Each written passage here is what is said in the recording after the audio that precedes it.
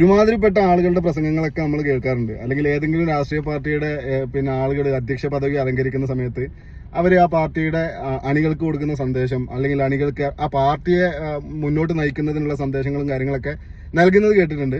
എന്നാലും BJPയുടെ പുതിയ അധ്യക്ഷനായിട്ട് രാജീവ് ചന്ദ്രശേഖർ അധ്യക്ഷ പദവി അലങ്കരിക്കുന്ന ആ വേളയിൽ നടത്തിയിട്ടുള്ള ഒരു പ്രസംഗമാണ്. മഞ്ഞളും ഉള്ളിയും തിന്മേശയിൽ പോയി തിരിച്ചു വരുന്നു. ആ പ്രസംഗം ഒന്ന് കേൾക്കാം നമുക്ക്. അഹമ്മദാബാദിൽ ജനിച്ച ഈ പട്ടാളക്കാരന്റെ മകൻ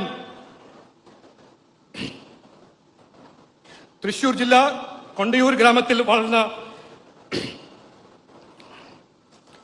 തൃശൂരിൽ പഠിച്ച,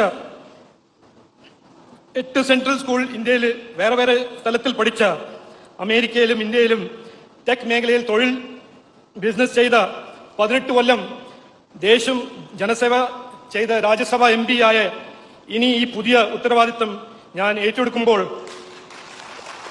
ഞാൻ കമ്മിറ്റ്മെന്റ് തരുന്നു. ഞാൻ എന്റെ എല്ലാ സമയം സമർപ്പിക്കുന്നു.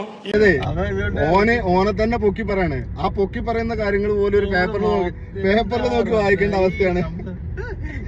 അല്ല, ഇന്നെ സംബന്ധിച്ച് സ്വന്തമായി സെൽഫ് ഇൻട്രൊഡ്യൂസ് പോലും നോക്കി വായിക്കേണ്ട ഗതികേട് BJP പ്രസിഡന്റ് മാത്രമേ ഉണ്ടാവുള്ളൂ ഇന്ന് കേരളത്തിലെ രാഷ്ട്രീയ പാർട്ടികൾ. ശോഭേശിക്ക് ഒരു പാട്ട് പാടില്ലേ? ശോഭേശിക്ക് വേണ്ടിട്ട് നമുക്ക് പ്രത്യേക പാട്ട്.